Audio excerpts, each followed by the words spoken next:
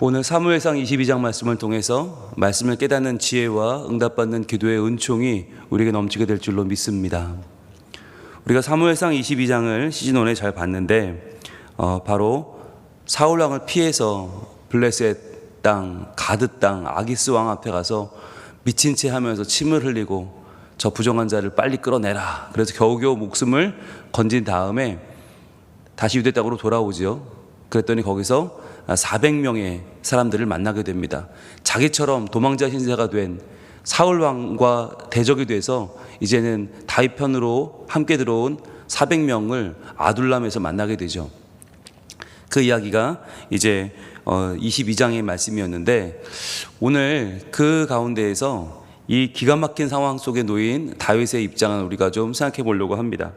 오늘 3절부터 5절 말씀은 우리에게 과연 내가 기가 막힌 문제 가운데에서 어떤 선택을 해야 될까라고 하는 것을 보여줍니다. 참 살다 보면 이러지도 저러지도 못하는 상황들이 오잖아요. 그럴 때 우리는 선택의 기로에 놓이게 된다라고 말하는데, 이 선택이라고 하는 것이 우리에게 너무나 힘들어요.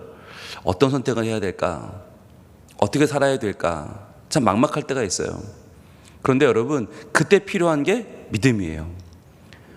답이 다 나와 있는 경우에는 믿음이 필요 없죠. 이렇게 하는 게 훨씬 낫다, 이렇게 하는 게 나에게 유리하다, 그러면 믿음이 필요 없을 거예요. 그런데 이렇게 해도 불리하고 저렇게 해도 불리해요. 이렇게 해도 답이 없고 저리로 가도 길이 없을 때 우리에게 필요한 게 무엇일까? 바로 믿음이다 라고 하는 것입니다. 오늘 3절 말씀 같이 한번 읽어봅니다. 시작. 다윗이 거기서 모압 미스베로 가서 모압 왕에게 이르되 하나님이 나를 위하여 어떻게 하실지를 내가 알기까지 나의 부모가 나와서 당신들과 함께 있게 하기를 청하나이다 하고. 여러분, 여기서 중요한 표현이 나옵니다.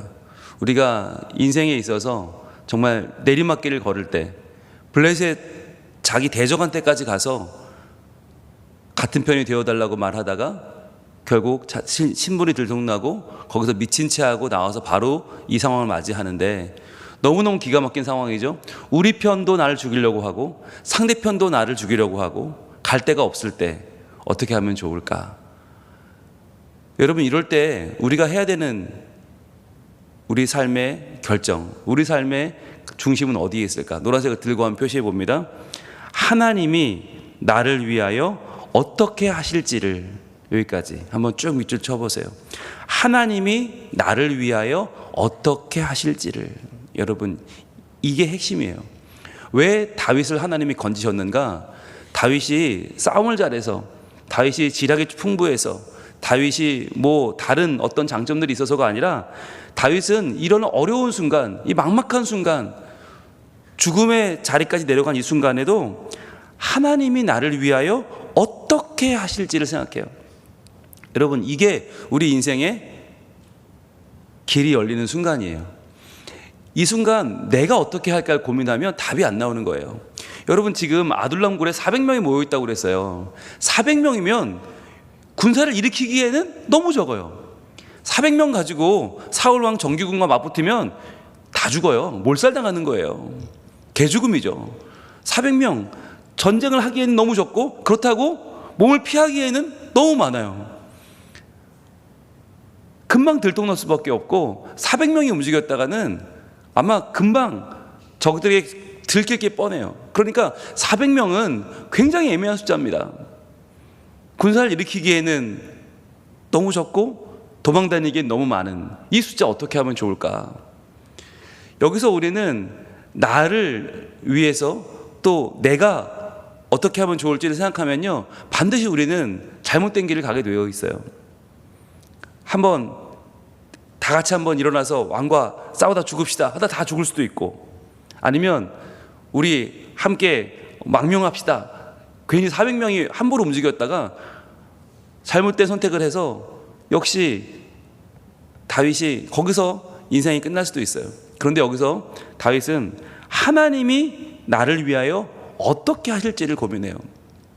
이 400명의 군사는 나에게는 해결책이 아니라는 거예요. 내가 우리나라에 있든 블레셋에 있든 어디에 있든 지금 모압까지 찾아와서 부탁을 하는데, 내가 어디에 있든 중요한 것은 바로 하나님이 나를 위하여 어떻게 하실지. 자, 그런데 그 다음에 뭐라고 해요? 내가 알기까지라고 해요. 내가 알기까지 밑줄 그어보세요. 노란색 그어보시고 하나님이 동그라미 하시고 내가 동그라미 해보세요. 여러분, 이게 두 가지가 우리 인생에 있어서 가장 핵심이고 가장 중요한 두 주체를 말하는 것입니다. 하나님이 그리고 내가, 이 두 가지인데 여러분, 이게 바뀌면 안 되는 거예요. 하나님이 나를 위하여 어떻게 하실지 결정하는 분은 하나님이에요. 나는 어때요? 나는 그것을 아느냐 모르느냐가 중요한 거예요. 하나님이 나를 위해서 지금 열심히 하나님이 뭔가를 준비하고 계시고 하나님이 계획하시고 하나님이 이끌어 가신다는 것을, 하나님의 주인이라는 것을 내가 아느냐 모르느냐가 중요한 거예요. 내가 하나님이 주인이라는 걸 모르면, 나를 위해서 뭔가를 어떻게 하실지 준비해 가시는 하나님을 내가 모르면, 그때부터는 내가 주인 되려고 하고 내가 나서려고 하면 그때부터 인생은 망가지기 시작하는 거예요. 지금 다윗에게 있어서 중요한 것은 적이 누구냐가 아니고, 지금 다윗에게 중요한 건 지금 상황이 나한테 유리하느냐 불리하느냐가 아니라 과연 하나님은 지금 나를 위하여 어떻게 하실까, 그것을 내가 지금 알기까지가 중요하다는 거죠. 지금 내가 모르니까 문제지, 내가 하나님이 나를 위해 일하시는 것을 알기만 하면 지금 이 모든 문제는 나에게 문제가 되지 않는다는 거죠. 그런데 지금 중요한 건 내가 그것을 아직 몰라요. 그러니까 알기까지는 시간이 필요한데 그 시간을 보내기 위해서 무엇을 합니까? 4절입니다. 부모를 인도하여 모압 왕 앞에 나아갔더니 그들은 다윗이 요새에 있을 동안에 모압 왕과 함께 있었더라. 자, 하나님이 나를 위하여 무엇을 하실지, 어떻게 하실지를 아직 몰라요. 그러면 나는 뭐래요? 가만히 있어요? 그때부터는 두 손 놓고 있어요? 하나님이 하실 거니까 나는 아무것도 안 해요? 아니요. 내가 할 수 있는 일을 하는 거예요. 만약에 사울과 전면전이 붙는다, 그러면 제일 위험한 건 자신의 부모님 아닙니까? 아버지 이새와 어머니를 누구에게 맡깁니까? 모압 왕에게 가서 부탁하는 거예요. 왜 그러죠?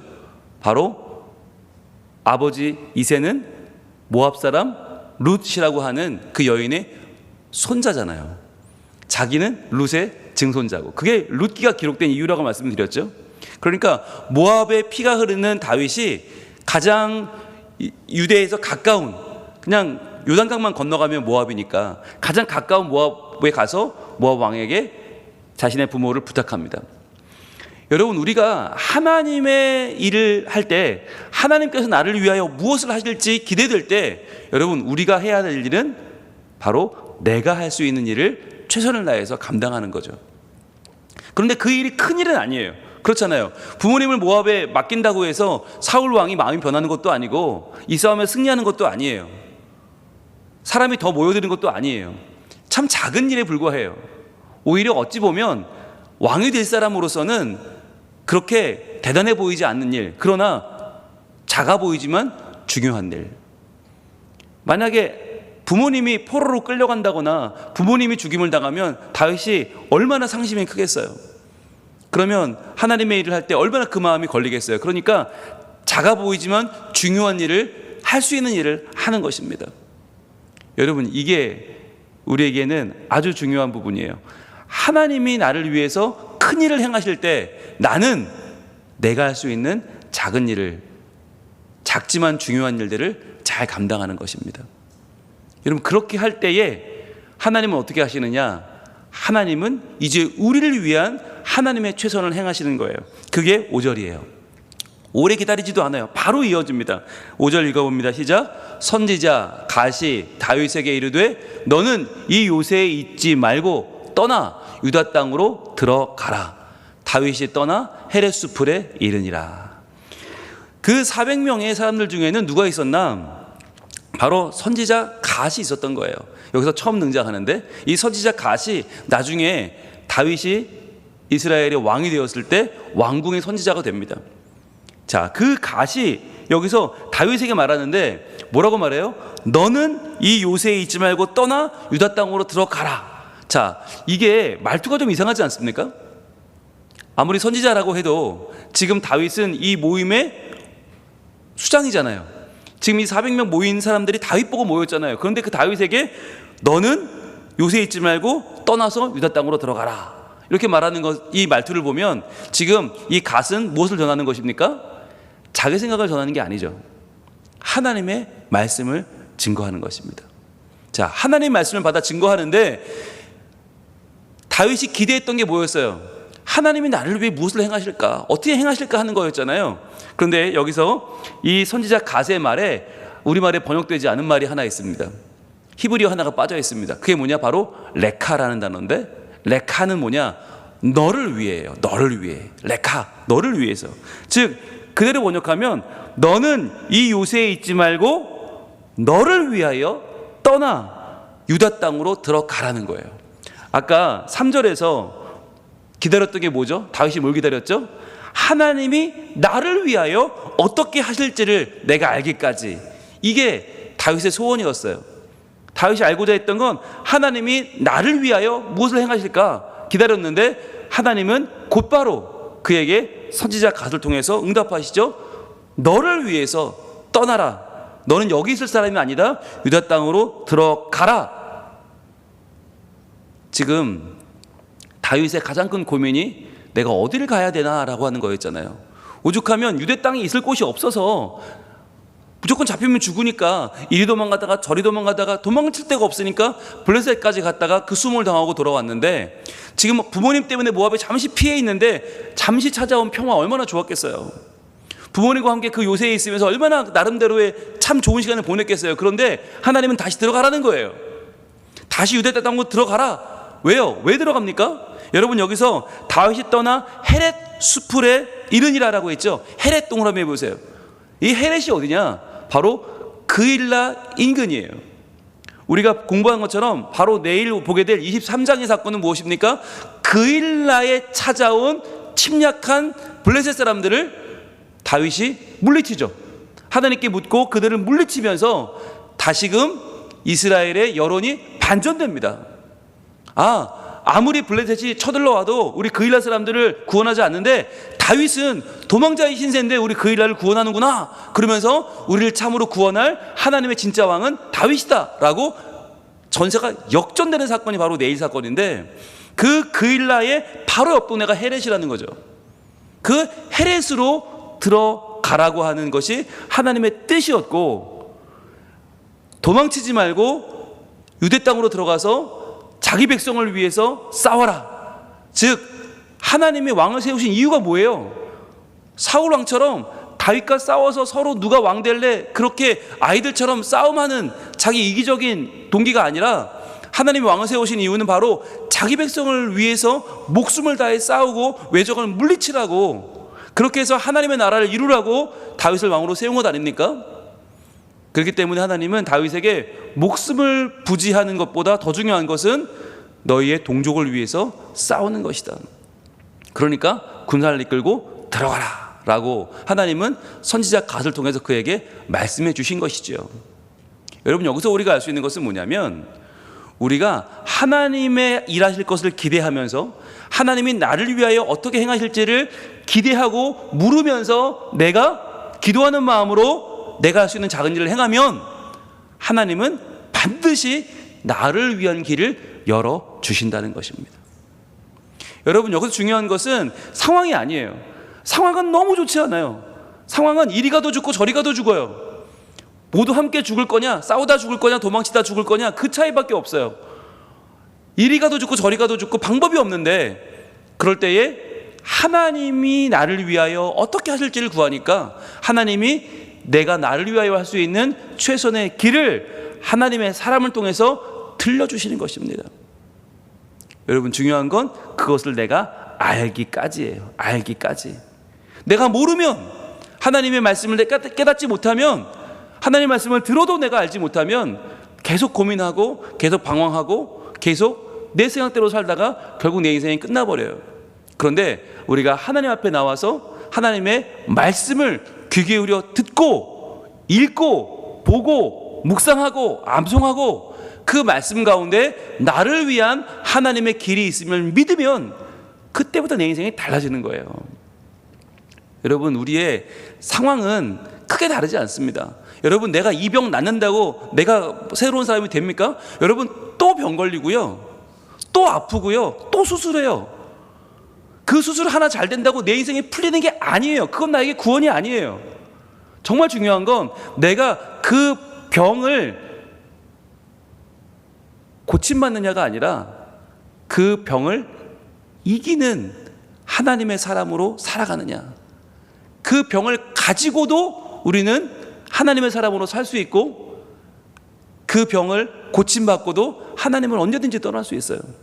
중요한 건 지금 내 상황이 합격했냐 떨어졌냐, 그 사람과 잘 됐냐 안 됐냐, 이번 시험을 붙었냐 떨어졌냐가 아니라 정말 중요한 건 내가 무엇을 구하며 살고 있느냐 하는 거예요. 내가 지금 상황이 너무나 어려워서 직장이 없고 나를 알아주는 사람이 없고 아무리 힘들고 아무리 막막해도 우리 마음 가운데 하나님이 나를 위하여 어떻게 일하실지에 대한 기대감이 있다면 하나님은 분명히 나를 위한 최선의 길을 하나님 친히 예비하시고 내 앞에 그 길을 열어가실 줄 믿습니다. 그런데 아무리 내 상황이 완벽하고 아무리 다 된 것 같지만 내가 하나님에 대한 기대감이 없으면, 내가 내 인생을 열어가려고 하고 내가 내 인생에 책임지는 내 인생의 목자가 되려고 하면 그때부터 내 인생의 길은 나락을 가는 거예요. 여러분, 우리는 상황에 따라서 하나님이 있네 없네, 하나님이 내 기도를 들어주네 안 들어주네, 이런 하나님 뭐하러 믿네, 우리는 계속 왔다 갔다 하지만 하나님은 상황보다 중요한 것을 믿음이라고 하시고 그 믿음이 있는 자가 세상을 이긴다고 말씀하십니다. 이 시간에 우리의 상황은 어떻습니까? 혹시 추적추적 비가 내리고, 혹시 내 앞에 길은 보이지 않고 여기저기 방해꾼들만 많이 보이고 장애물만 많이 보이고 여기서 죽을 것 같은 막막한 상황은 아닙니까? 그러나 여러분, 그 장애물을 넘어서 지금 나에게 오고 계시는 하나님을 만날 수 있기를 축복합니다. 그 모든 상황을 뛰어넘어 나를 위한 가장 좋은 길을 예비하시고 가장 좋은 내 인생의 해결책이신 예수 그리스도를 내 인생 가운데 만나게 하시는 하나님, 그분의 말씀으로 나를 변화시키고 내 인생의 새로운 길을 열고자 하시는 하나님의 놀라운 계획을 만날 수 있기를 축복합니다. 여러분, 그렇게 될 때에 우리 인생에는 하나님이 나를 위해 준비하신 길이 열리고 그 길을 따라 걸어갈 때, 말씀에 순종할 때 하나님은 그 말씀대로 내 삶을 새롭게 인도해 가실 것입니다. 그 길 위해서 우리가 함께 주의 일을 이루며 주님을 기쁘시게 하며 그분을 영화롭게 하며 우리가 함께 하나님의 놀라운 일들을 같이 이루는 그 하나님 나라 백성, 하나님의 동역자들, 우리 서로 손을 잡고 그 일을 함께 이뤄가기를 우리 하나님 원하고 계십니다. 기도하겠습니다. 하나님 감사합니다. 오늘 다윗은 어찌할 수 없는 막막한 상황 중에 놓여 있습니다. 이리 가도 죽고 저리 가도 죽고 함께 가도 죽고 따로 가도 죽는 이 상황 가운데에서 그는 자기가 할 수 있는 일을 합니다. 작지만 중요한 일, 내가 감당해야 되는 그 일을 하며 그는 하나님이 나를 위하여 어떻게 행하실지를 구합니다. 하나님, 우리의 상황도 다윗과 다르지 않습니다. 우리의 상황도 막막하고 두려울 때가 얼마나 많은지요. 그런데 우리는 무엇을 구하며 살고 있습니까? 어떻게든 내가 이것을 해결해 보려고 내 결심과 내 다짐과 내 노력으로 이것저것을 찔러보며 어찌 됐든 내가 한번 해보려고 도전하고 있지는 않습니까? 주님, 내가 나의 목자가 아니고 내가 나의 인생의 하나님이 아닌 것을 분명히 알게 하여 주시옵소서. 하나님은 오늘도 나를 위하여 행하실 그 가장 귀한 일들을 말씀을 통하여 들려주시고 내 인생 가운데 하나님의 길을 여실 터인데 저희들 하나님을 신뢰하는 믿음으로 우리의 마음을 열어 주의 길을 보게 하여 주시옵소서. 오늘도 말씀하시는 주님, 말씀을 듣고 읽고 묵상하고 암송하고 따라가는 중에 우리에게 순종할 힘과 용기 주시고 그 말씀대로 살아갈 믿음대로 설 우리의 담대함과 믿음의 용기를 하나님 허락하여 주시옵소서. 그리하여 결국에 하나님이 원하시는 그 길을 온전히 이루어내는 하나님의 사람으로 서게 하시고 우리 모두 연합하여 그 뜻을 위하여 헌신하는 주의 백성으로 이 하루 살게 하여 주시옵소서. 예수님 이름으로 기도합니다. 아멘.